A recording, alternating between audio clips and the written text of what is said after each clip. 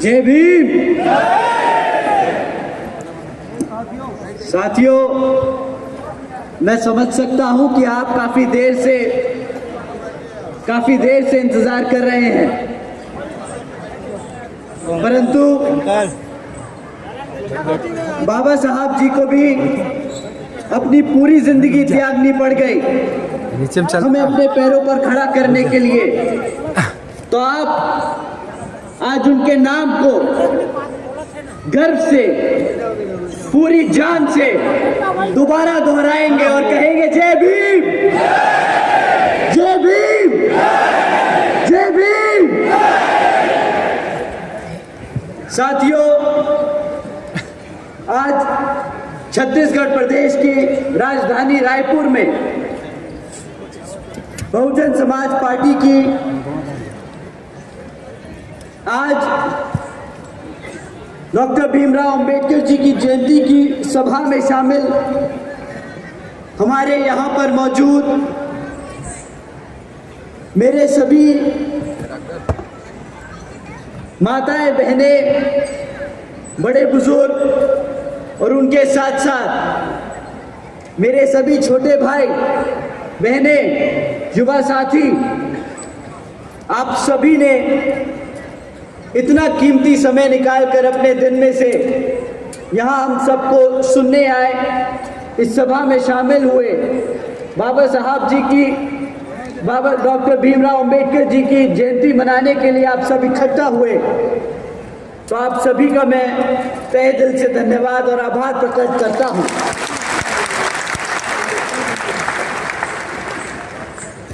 और आज बाबा साहब डॉक्टर भीमराव अंबेडकर जी की जयंती के मौके पर ये सभा को सफल बनाने के लिए जो हमारे साथ आज मंच पे मौजूद हमारी प्रदेश की कमेटी और उनके साथ साथ हमारे सभी जिला के अध्यक्ष और उनके साथ साथ उनके सभी साथी लोग, आप सब ने जो दिन रात मेहनत कर चंद 16 दिनों में इतनी बड़ी सभा आयोजित की और इसको सफल बनाया, इतने बड़े स्टेडियम को आपने कुछ ही दिनों में भर दिया, तो आप सभी का मैं तहे दिल से धन्यवाद और आभार प्रकट करता हूं। साथियों, भारत रत्न परम पूज्य बाबा साहब डॉक्टर भीमराव अंबेडकर जी की 135वीं जयंती के मौके पर उनको शत शत नमन व अपार श्रद्धा सुमन अर्पित करता हूँ। देश भर में हमारे सभी SC, ST, OBC व वंचित समाज के लोग आज उन्हें याद करके उनके विचारों को और मिशन को जीवित रखने का संकल्प लेते हैं। परंतु साथियों, बाबा साहब डॉक्टर भीमराव अंबेडकर जी को सच्ची श्रद्धा वही होगी जब हम सब उनकी एकमात्र विचारधारा पर आधारित राजनीतिक पार्टी बहुजन समाज पार्टी और उसकी राष्ट्रीय अध्यक्ष हम सबकी नेता आदरणीय बहन कुमारी मायावती जी को 5वीं बार मुख्यमंत्री बनाकर उत्तर प्रदेश की गद्दी पे बिठाने का काम करेंगे। साथियों, आज कुछ जरूरी बातें आप लोगों के बीच में करने से पहले मैं अपने सभी संतों, गुरुओं व महापुरुषों में से खासकर महात्मा ज्योतिबा फूले, छत्रपति साहूजी महाराज, बिरसा मुंडा जी एवं मान्यवर साहब श्री काशीराम जी को नमन करता हूँ। साथियों, मैं बहुजन समाज पार्टी के राष्ट्रीय अध्यक्ष वे उत्तर प्रदेश की 4 बार रही मुख्यमंत्री एवं पूर्व सांसद आदरणीय बहन जी के नाम से लोकप्रिय बहन कुमारी मायावती जी का पूरे तहे दिल से आभार प्रकट करता हूं,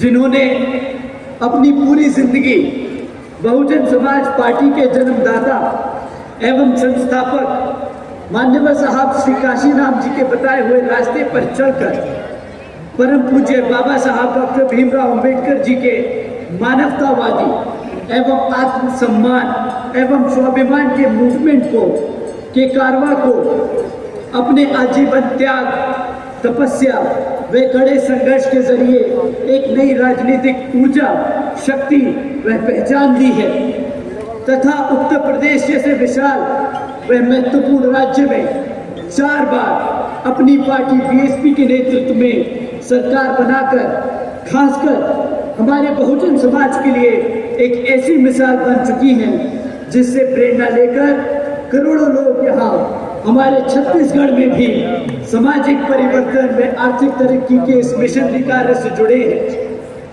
इतना ही नहीं बल्कि मैं खुद भी उनके इस नेतृत्व से प्रभावित होकर बीएसपी मूवमेंट से जुड़ा हूँ और उनके प्रदर्शनों पर चलकर इस मिशनरी दायित्व, कर्तव्य व फर्ज को अपनी आखिरी सांस तक निभाने की पूरी कोशिश करता रहूंगा। साथियों, आज बाबा साहब की 135वीं जयंती पर मैं आपके सामने खड़ा हूं, लेकिन सिर्फ फूल चढ़ाने के लिए नहीं। आज मैं एक सवाल पूछना चाहूंगा। जो शख्स यहाँ पे मौजूद हर एक व्यक्ति से मैं एक सवाल पूछना चाहूंगा कि क्या हमने बाबा साहब का जो सपना था पूरा किया? क्या हम आज इतने सालों के बाद भी बाबा साहब का सपना पूरा कर पाए हैं? साथियों, वो शख्स जिसने हमारा संविधान लिखा, वो शख्स जिसने हमारा संविधान लिखा, जब बाबा साहब ने संविधान लिखा था तो वो कोई मामूली कानून नहीं लिख रहे थे। वो करोड़ों लोगों की आजादी लिख रहे थे, करोड़ों लोगों की आजादी लिख रहे थे। उन सब की आजादी जो सदियों से दबे कुचले रहे, और ये संविधान किसी एक जाति को देखकर नहीं लिखा गया। बाबा साहब ने कभी किसी एक जाति को ध्यान में रखकर इस संविधान को नहीं लिखा। ये हर उस इंसान के लिए लिखा जिसे यहाँ की व्यवस्था ने सदियों से दबा के कुचल के रखा था। बाबा साहब ने हर उस व्यक्ति को ध्यान में रखकर ये संविधान लिखा। अब जरा सोचिए साथियों, बाबा साहब ने क्या क्या हासिल किया है अपने जीवन काल में? बाबा साहब ने क्या क्या हासिल किया? वो शख्स जिसे अछूत माना जाता था, वो जिसे स्कूल के बाहर रखकर पढ़ाया जाता था, जिसे स्कूल में पानी नहीं पीने दिया जाता था, वो जिसे किसी ने अपना घर नहीं दिया, वो जो इंसान, ये शख्स वो है जिसने इस भारत देश जो दुनिया की सबसे बड़ी लोकतंत्र बनी, उसका संविधान लिखा। बदले की भावना से नहीं, इंसाफ के साथ भावना से सबके लिए एक संविधान लिखा। बाबा साहब ने संविधान में अपने आर्टिकल 14 में लिखा था कि कानून के सामने सब बराबर है। आर्टिकल 14 में लिखा था कि कानून की नजरों में सब बराबर है।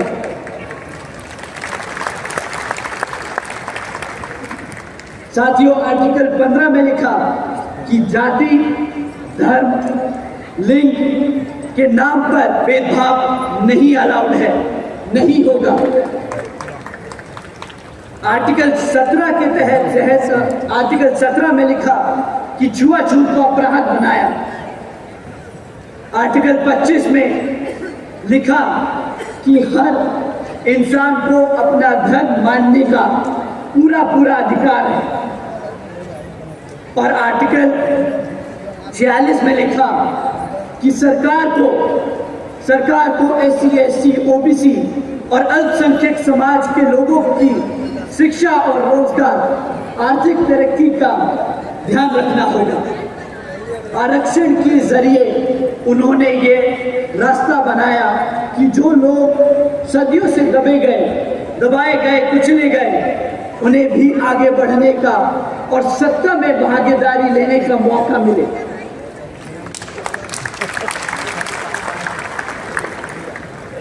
परंतु अंबेडकरवादी सिर्फ एक ऐसा समाज, ऐसे समाज के लिए नहीं था। लोग कहते हैं कि अंबेडकरवादी वो लोग हैं जो बाबा साहब को मानते हैं, परंतु अगर किसी ने बाबा साहब को पूरी तरीके से गंभीरता से पढ़ा है तो अंबेडकरवादी वो आदमी है, वो शख्स है जो अपने आप को भारतीय कहता है, क्योंकि हर भारतीय एक अंबेडकरवादी है। बाबा साहब समझते थे, साथियों, बाबा साहब समझते थे कि ये जो व्यवस्था है, जो संविधान से पहले व्यवस्था चल रही थी भारत में, कि जाति व्यवस्था के तहत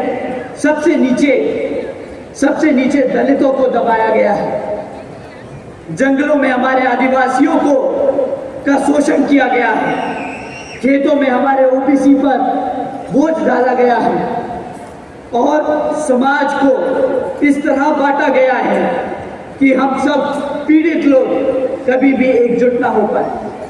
साथियों, उस भारत को एकजुट कर एक संविधान दिया और तब जाके इस भारत को दुनिया का सबसे बड़ा लोकतंत्र मिला।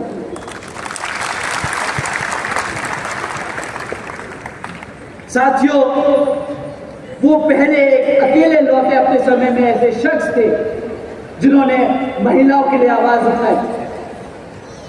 उन्होंने हिंदू कोड बिल लिखा, महिलाओं को संपत्ति का हक दिलाया। उन संविधान से पहले महिलाओं को अपनी संपत्ति रखने का अधिकार नहीं था, उनको वोट का अधिकार नहीं था, उनकी अपनी बातों को रखने का अधिकार नहीं था। और साथियों, जब बाबा साहब ने हिंदू कोड बिल में महिलाओं की आवाज उठाई, उनके हकों के लिए उन्होंने हकों के लिए उनकी बातें रखी, तो साथियों, नेहरू जी से लेके गांधी जी और गांधी जी से लेकर यहाँ तक कि आरएसएस ने उनका विरोध किया। जो आज पार्टियां सत्ता में बैठी हैं, उन्होंने हमारी महिलाओं का विरोध किया। साथियों, पर बाबा साहब उनके विरोध से डरे नहीं, उनके विरोध करने से डरे नहीं, वो ना झुके। उन्होंने भले ही अपना पद छोड़ दिया, पर अपने समाज के लिए, अपनी महिलाओं के लिए कभी सर नहीं झुकाया। उन्होंने हमेशा साफ हमें चेतावनी दी थी। उन्होंने अपने कई भाषणों में हमें चेतावनी दी थी, कहा था कि सिर्फ वोट का हक देने से काम नहीं चलेगा। आज हमारे पास वोट करने की ताकत है, हमारे पास अधिकार है, परंतु साथियों, उन्होंने कहा था कि सिर्फ वोट के अधिकार से तुम सफल नहीं बन सकते। हमें समाज को बदलना होगा, हमें समाज को बदलना होगा, हमें समाज को एकजुट करना होगा, क्योंकि जब ये मुट्ठी एक साथ जुड़ेगी तभी हम सत्ता में एक साथ आगे बैठेंगे। साथियों, जो इस बातों को समझ पाए वही है असल मायने में अंबेडकरवादी।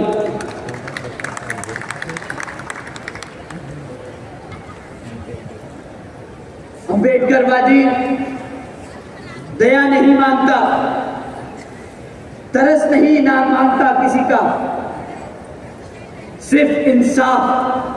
सिर्फ और सिर्फ इंसाफ मांगता है।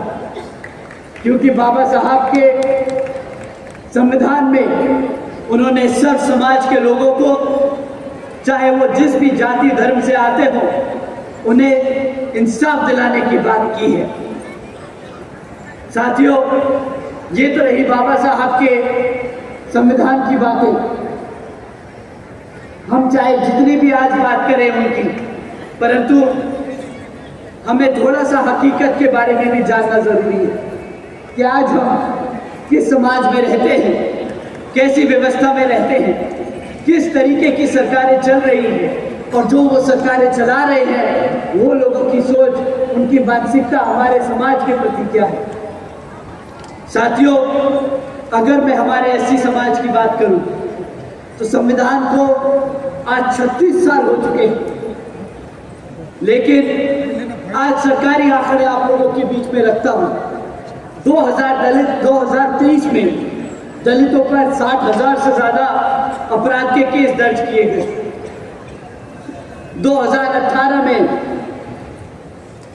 2018 से लेकर लगभग आज 2.25 लाख से ज्यादा एससी महिलाओं पर रेप के केस दर्ज किए गए। साथियों, ये सरकारी आंकड़े आज बाबा साहब की जयंती के मौके पर मैं ज्यादा इन सब पे नहीं बात करूंगा, परंतु एक रियलिटी चेक आज का समय बताना भी बहुत जरूरी है। साथियों, इतना ही नहीं, ये जो इतने सारे मुकदमे हमारे समाज में चल रहे हैं, जो इतना अत्याचार हमारे समाज पे हुआ है, तो उन पे इंसाफ भी किया गया होगा, उनकी सुनवाई भी की गई होगी, क्योंकि बाबा साहब ने खाली कॉन्स्टिट्यूशन ऑफ इंडिया, हमारा संविधान नहीं, उन्होंने पूरा इकोसिस्टम क्रिएट किया था। तो जुडिशियल सिस्टम भी खड़ा है। तो हमने इस समाज के डेटा को भी उठा के समझा कि इतने जो मुकदमे हमारे समाज पे हुए, हमारे लोग कोर्ट न्याय में भी गए होंगे, तो मात्र 35% मुकदमों में डिसीजन आया है, और जो बाकी मुकदमे हैं वो आज भी कोर्ट में पेंडिंग चल रहे हैं। 95% केसेस आज भी कोर्ट में ऐसे ही लटके हुए। साथियों, अगर मैं हमारे आदिवासी समाज की बात करूं तो 2023 में उन पर हमले 23%, 30% ज्यादा बढ़ चुके हैं। साल दर साल हर चुनाव में कांग्रेस, बीजेपी, अन्य विपक्षी पार्टियां आती हैं, हमारे समाज के लिए बोलती हैं कि भाई हम आपकी जमीनों का आपको अधिकार दिलाएंगे, परंतु जैसे ही वो सत्ता में बैठती हैं, वैसे ही हमारे समाज के, हमारे आदिवासी भाइयों बहनों के का शोषण चालू कर देती है। साथियों, 2023 में 13,000 से ज्यादा मामले दर्ज किए गए हमारे आदिवासी समाज पर। इतना ही नहीं साथियों, मणिपुर में किकुजो और मेतोई के बीच दंगों में 250 से ज्यादा आदिवासी लोग मारे गए, 60,000 से ज्यादा बेघर हो गए, घर जला दिए गए। सरकार क्या कर रही थी? आदिवासी समाज सिर्फ एक जगह नहीं है, भारत में कई जगह गया हुआ है, कई जगह फैला हुआ है, परंतु साथियों, उनका व्यवहार हमारे समाज के प्रति कैसा है वो जरूरी नहीं कि हमारे घर में देखा जाए, वो जरूरी नहीं हमारे प्रदेश में देखा जाए। वो देश के किसी भी कोने में अगर हमारे समाज के खिलाफ कोई एक्शन ले रहे हैं तो वो हमें पता होना चाहिए। साथियों, इतना ही नहीं, इस देश की सरकार ने हमारे आदिवासी समाज में जो अत्याचार हो रहा है उस पर एक्शन ना लेने के कारण खाली हम ही लोग आवाज नहीं उठा रहे, यूनाइटेड नेशंस ने भी हमारी भारत सरकार पे तंज कसा है, कहा है कि आपके खुद के देश में इतना अत्याचार हो रहा है और आपको दिखना नहीं है।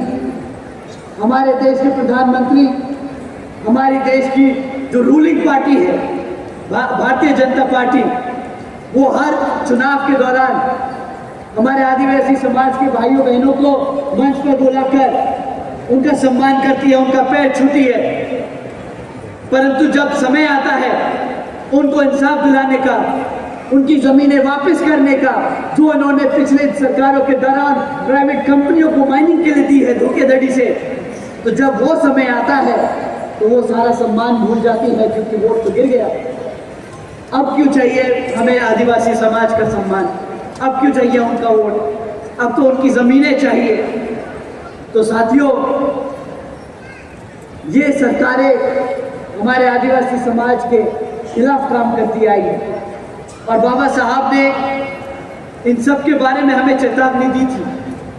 कहा था, मैं दोबारा दोहरा रहा हूं, कहा था कि हमारे हर भारतीय नागरिक को वोट का अधिकार है, परंतु जब तक हमारा समाज एकजुट नहीं होगा, और उसमें हमारा आदिवासी समाज आता है, हमारा आदिवासी समाज, हमारा SC, ST, OBC, हमारा सभी हमारे सभी पिछड़े वर्ग के समाज के साथी लोग अगर एकजुट नहीं होंगे, एकता से एक पार्टी को, अपने हितों की पार्टी को वोट नहीं करेंगे, तब तक ये विरोधी पार्टियां, ये मनुवादी सोच रखने वाली पार्टियां हमारे समाज को तोड़ती रहेंगी, हमारे समाज का शोषण करती रहेंगी, हमारे समाज का दुरुपयोग करती रहेंगी।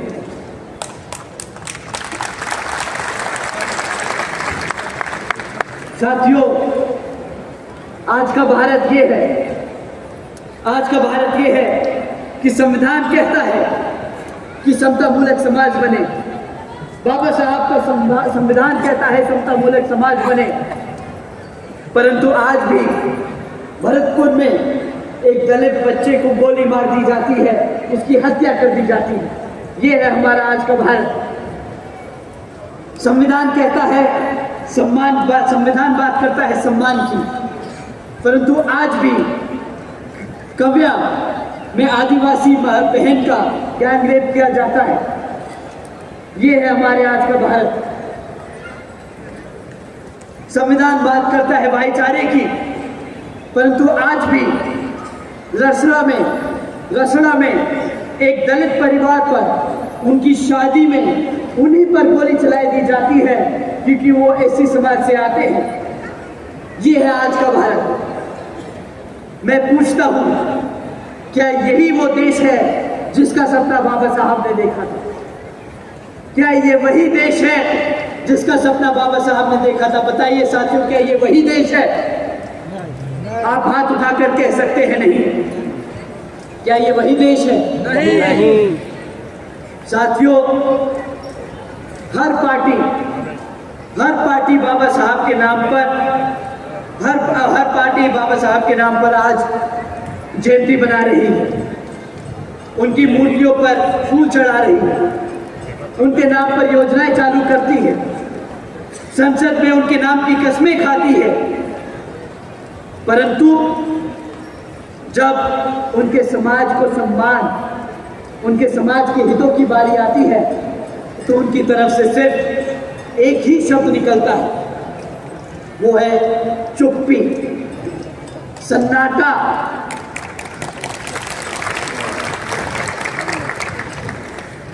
जब हमारे समाज के लोग अपनी दलित लड़कियों को स्कूल भेजने की बात करते हैं तो ये विरोधी पार्टियां क्या करती हैं? चुप्पी साधती। जब हमारे आदिवासी भाइयों की जमीनों को रखने की, उनके अधिकारों की बात की जाती है संसद में, तब ये सब क्या करते हैं? चुप्पी साधे बैठते।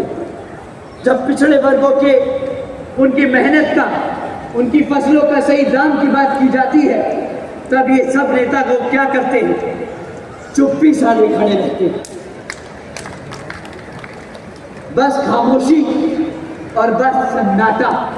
साथियों, जब जब हमारे समाज की बात होती है, जब हमारे समाज की बात होती है, तब इनके मुंह पे टेप लग जाती है, तब इन्हें ये लोग मौन व्रत धारण कर लेते हैं। साथियों, SC ST OBC समाज आज भूमिहीन है।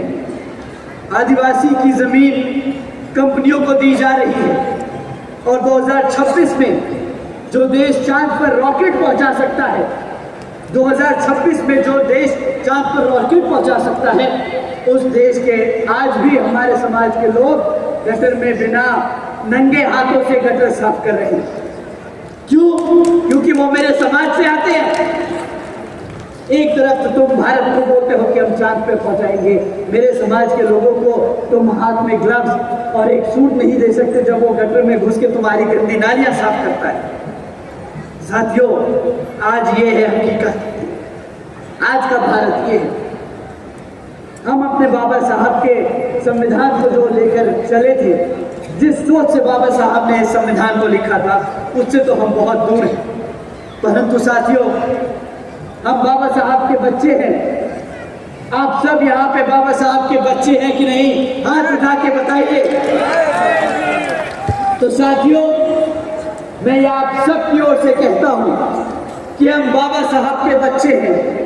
हमें हार मानना नहीं आता, हम हार मानना नहीं जानते, हम बैठना नहीं जानते और ना हम डरना जानते। बाबा साहब ने कभी हार नहीं मानी, उन्होंने हमेशा कहा, पढ़ो, लड़ो और एकजुट रहो। पढ़ो, लड़ो और एकजुट रहो। साथियों, आज हम वही करेंगे। हम पढ़ेंगे, अपने बच्चों को पढ़ाएंगे और खाली स्कूल की किताबें नहीं, उन्हें हम अपना संविधान पढ़वाएंगे।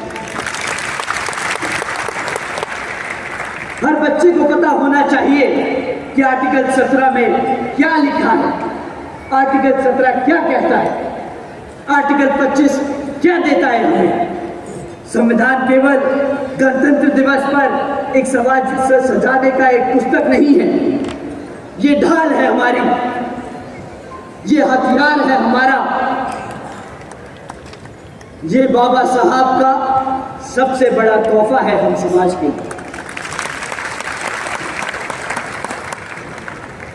लड़ेंगे हम। किसने बोला हमारा समाज लड़ेगा नहीं? लड़ेंगे हम,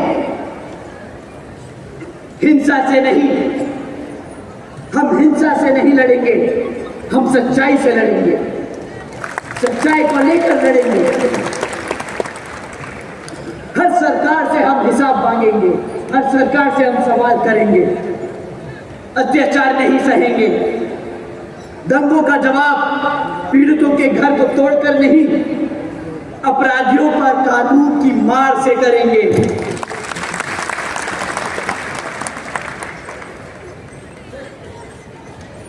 आदिवासी समाज की जमीन बचाकर करेंगे।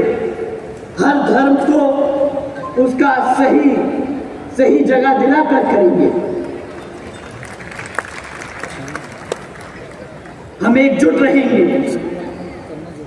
एक जाति के खिलाफ दूसरी जाति को कभी लड़ने नहीं देंगे। एक धर्म के खिलाफ दूसरे धर्म को कभी भड़काएंगे नहीं। मान्यवर साहब श्री काशीराम जी ने हमें सबको समझाया था कि अगर दलित, आदिवासी, पिछड़ा वर्ग, मुसलमान, ईसाई वे उनके साथ साथ मिलकर जितने भी अल्पसंख्यक समाज वे धर्म हैं, अगर हम सब मिलकर एक साथ खड़े हो जाए तो हम बहुमत बना लेंगे। साथियों, जब हम एक होंगे, हमें कोई हरा नहीं पाएगा। आदरणीय बहन कुमारी मायावती जी ने इस सब को साबित कर यूपी में 4 बार आपकी सरकार बनवाई है।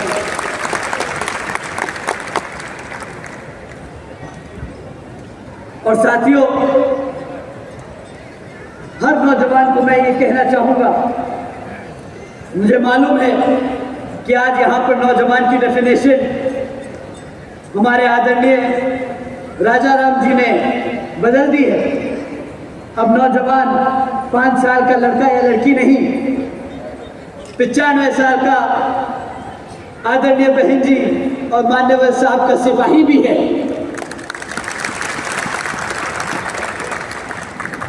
मैं हर रोज नौजवान से आज कहना चाहूंगा कि अब जिम्मेदारी हम सबके कंधों पर है कि किसी को अगर कोई तुमसे कहे कि यार जाति नहीं होती, जातिवाद नहीं होता, जातिवाद खत्म हो गया है, तो साथियों उसे याद दिलाना कि जातिवाद आज भी जिंदा है। क्योंकि जब दलित छात्र को यूनिवर्सिटी में सुसाइड करने के लिए मजबूर कर दिया जाता है तो उसकी जाति को देखकर ही किया जाता है। तो जातिवाद आज भी जिंदा है। साथियों, किसी को यह मत कहने देना कि आदिवासी को उनका हक मिल चुका है। अगर समाज में हमारे सभी युवा साथी आज खड़े होकर बात करें तो और तुमसे कोई कहे कि आदिवासियों को तो हमारी पार्टी ने उनका हक दिला दिया है, तो नहीं मिला है साथियों। जब उनका जंगल, उनकी जमीन प्राइवेट कंपनियों को देना बंद हो जाएगी तब उनका हक उनको मिल जाएगा, परंतु आज भी ये सब नहीं हो रहा है। और कह सकते कि हमने बाबा साहब का जो संविधान है वो पूरी तरीके से लागू कर दिया है। क्योंकि आज भी इस देश में बहुत कमियां हैं, क्योंकि हम आज भी एकजुटता नहीं खड़ेगी। तो आज मैं बाबा साहब के जयंती के मौके पर मैं हर समाज के व्यक्ति से दरखास्त करूंगा कि देखिए, सब समाज में से जो हमारे कमजोर भाई बहन हैं, उन्हें पढ़ने लिखने का मौका मिलना चाहिए। बाबा साहब ने उनको मौका दिया है। जिनके साथ अत्याचार होता है उनके साथ न्याय होना चाहिए, क्योंकि बाबा साहब ने वो न्याय का रास्ता दिया है। आज जो लोग दूसरों पे शोषण कर रहे हैं, उन्हें याद रखना चाहिए कि समय पलटता है, कमजोर भी ताकतवर होता है। तो जो आज आप शोषण कर रहे हैं, तो ध्यान रखिएगा, हर चीज की सीमा होती है, वो सीमा ना पार करें। साथियों, आप हमेशा पढ़ते रहो, लड़ते रहो, परंतु एकजुट रहो। ये बाबा साहब की असली श्रद्धांजलि होगी आप सबकी ओर से।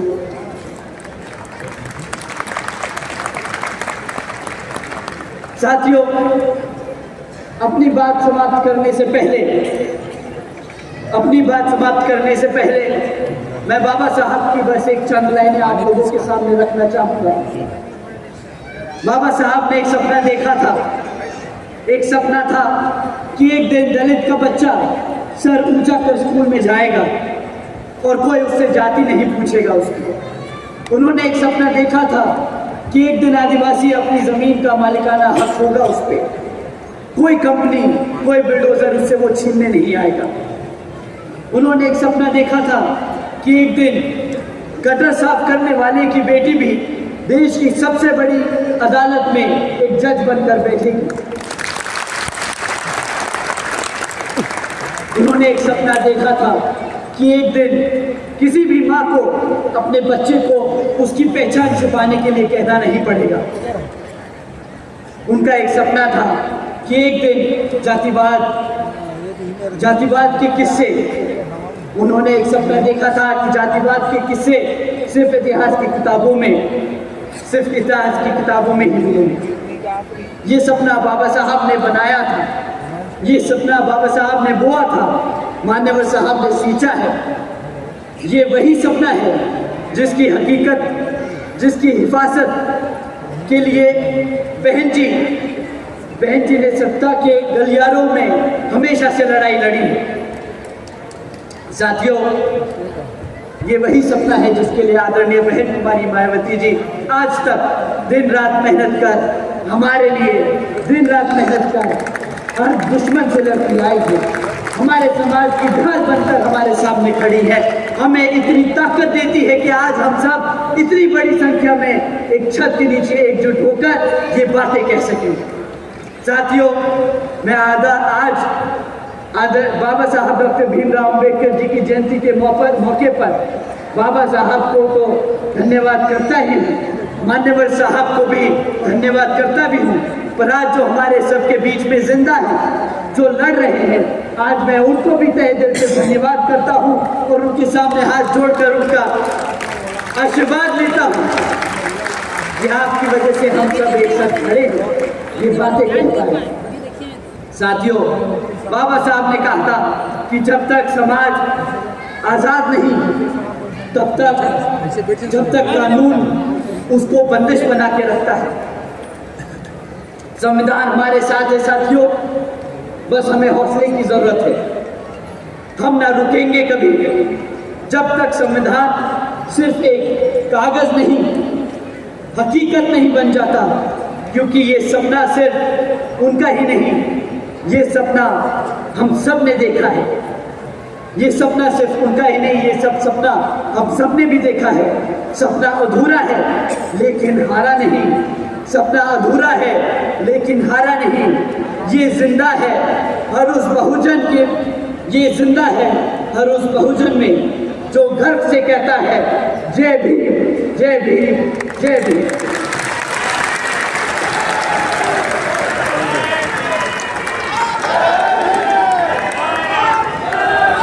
बहुजन समाज पार्टी जिंदाबाद, बहुजन समाज पार्टी जिंदाबाद, माननीय बहन कुमारी मायावती जी जिंदाबाद, माननीय बहन कुमारी मायावती जी जिंदाबाद, माननीय आकाश आनंद जी संघर्ष करो, माननीय आकाश आनंद जी आप संघर्ष करो।